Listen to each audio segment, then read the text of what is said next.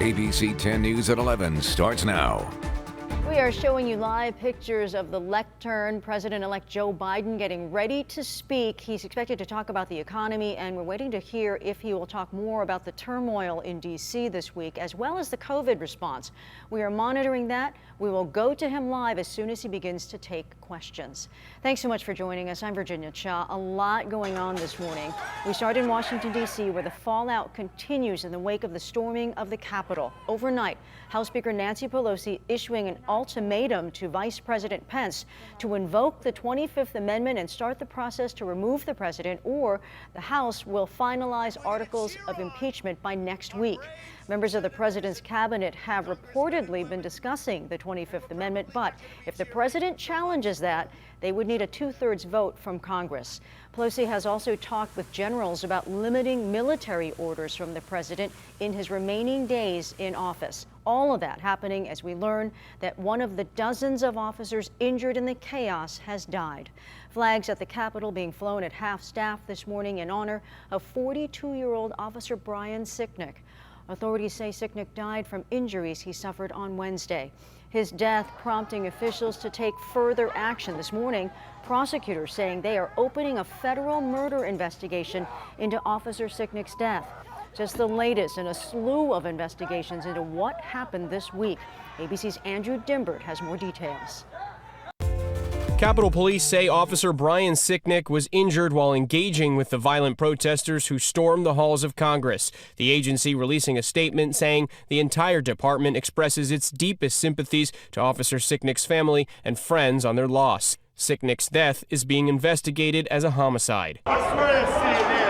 Meanwhile, law enforcement is poring over hours of video and photos as they seek to find and charge those in the lawless mob. Potential charges could include rioting, assaulting police officers, weapons possession, and unlawful entry. The FBI also investigating whether sensitive national security information may have been stolen from ransacked congressional offices. The House and Senate Sergeant-at-Arms have resigned under pressure, and the Capitol Police Chief Stephen Sund says he will also resign next Saturday. After a day of public silence, President Trump delivered a recorded, scripted statement condemning the angry mob who responded to his call to march on the Capitol. Like all Americans, I am outraged by the violence, lawlessness, and mayhem. But just 24 hours earlier, he showered praise on the anti-American actions of that same group. We love you. You're very special. The unlawful rampage by Trump supporters Wednesday may have been the final straw for some members of his own administration and in Congress. 62 Democrats in the House have signed a letter to Speaker Pelosi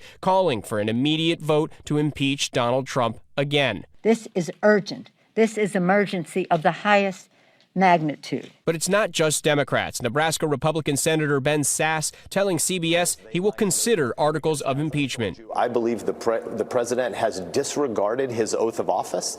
And if there is a second impeachment in the House, a conviction in the Senate is very unlikely. But if that were to happen, it could result in Trump never being able to run for office again. Andrew Dimbert, ABC News, Washington. Now, we have told you about some of the criminal investigations being launched. One the FBI is focusing heavily on is trying to track down whoever placed pipe bombs outside the Democratic and Republican National Committee offices in Washington, D.C. The agency released this bulletin offering $50,000 for information. Right now, it's not clear the person you see there in the hooded sweatshirt, how he or she is related to the pipe bombs or if more people are involved. We also have some new breaking details on the effort to bring those who stormed the Capitol to justice. Just moments ago, law enforcement announcing the man who was photographed after breaking into Nancy Pelosi's office, and he was seen posing with his feet propped up on her desk, is now in custody, facing 3 federal counts. He was also recorded holding a piece of Pelosi's mail. Her aides say he stole her laptop. This is part of a flurry of arrests related to the riot. Now also facing charges, Derek Evans, a delegate in the West Virginia legislature. We're going to stay on top of all of these developments, which keep changing rapidly, and we'll bring you more details as we get them. We are also learning more about the San Diego woman shot while in the Capitol building. Ashley Babbitt was a former member of the D.C. National Guard. Our partners at Newsy have video that appears to show Babbitt trying to move through a broken window. The footage is paused right before a Capitol police officer fired a shot that killed her. One of her friends says he is still trying to wrap his mind around what happened. She was super smart, so I'm still trying to process, like, why was she there? Like, why was she in that position? Charles Breckenridge says they were deployed together back in 2012. He describes her as someone who had a strong personality. She served a total of 12 years in the Air Force Reserves, and Air National Guard. Babbitt was even profiled by the Guard and became a mentor to younger airmen deploying for the first time. The officer who shot her is on leave. That is standard protocol during an investigation. Well, the recent events at the Capitol raising questions about what the inauguration is going to look like in a couple of weeks and who's going to be there. Well, this morning, President Trump tweeting he will not be attending. The last president to skip his successor's inauguration was Andrew Johnson in 1869.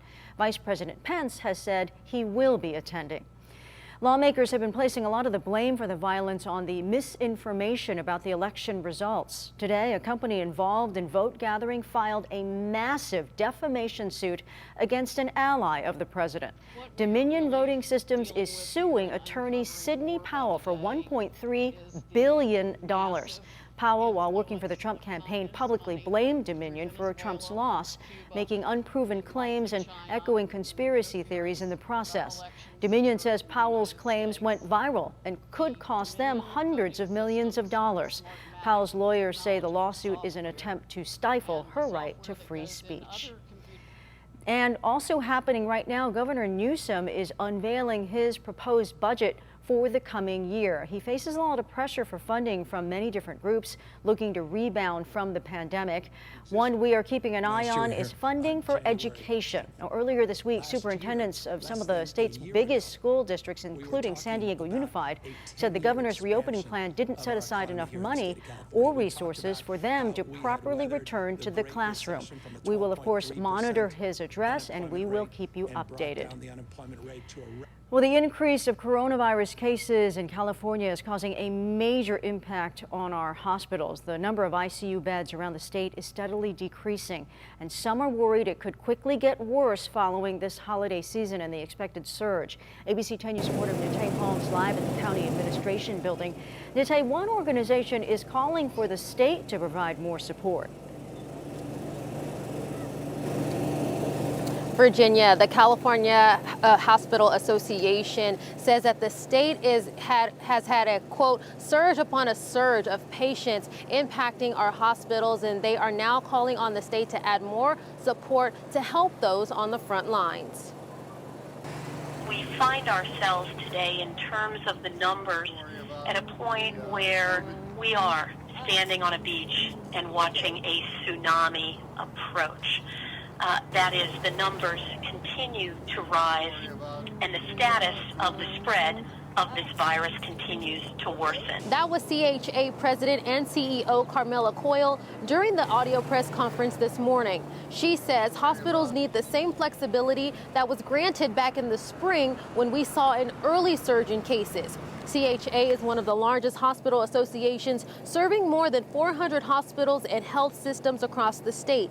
Here in San Diego County, hospitalizations are up 18% over the past 2 weeks. As of Thursday, more than 1,200 people have been admitted to the ICU since February. A travel advisory was issued this morning. The state's Department of Public Health says Californians should avoid non-essential travel more than 120 miles away from their home. Now is the time to think as creatively and innovatively and quickly as we can to make certain we're doing everything we can to care for every Californian in need.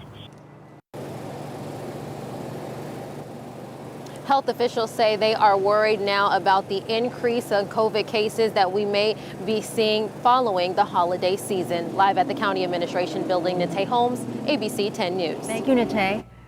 Well, Ralph's pharmacies are now providing doses of the Moderna COVID-19 vaccine to healthcare professionals here in Southern California. The grocery store chain has started vaccinating store pharmacists and other healthcare providers in Los Angeles and Riverside counties. Ralph's locations in San Diego County will receive the vaccine starting Monday. The vaccinations are currently only available for those who are in the first tiers of Phase 1A of the county public health orders. Well, meanwhile, county health officials have released an update on where we stand in the COVID-19 vaccine rollout. ABC 10 News reporter Marie Cornell shows us what's ahead in this plan. County health officials addressed the Sandag Board of Directors, letting them know why it's taken longer than expected to get those in the first phase vaccinated. The rollout for hospitals has been challenging because they've been doing tremendous amount of patient care with the number of COVID patients and what they're dealing with ICU. And they're then having to also do vaccinations. So there's tremendous amount of pressure, not just on the hospitals, but also our community clinics and physician practices. So everyone's been impacted, if you will, but they are moving as quickly as they can.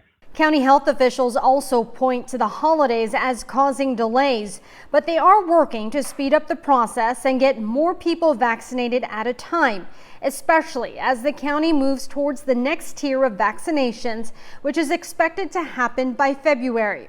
They have already enlisted the help of firefighters who are being trained to become vaccinators. And as more vaccines become available to the public, the county will be releasing details of the system they've created that will notify people when it's their turn to get the vaccine. One location where people can register and can give their information, and then it could tell them when we think, or when they are available, or when their tier is up, or when their time is ready to get vaccine, and then what to do and where to go. Marie Cornell, ABC 10 News.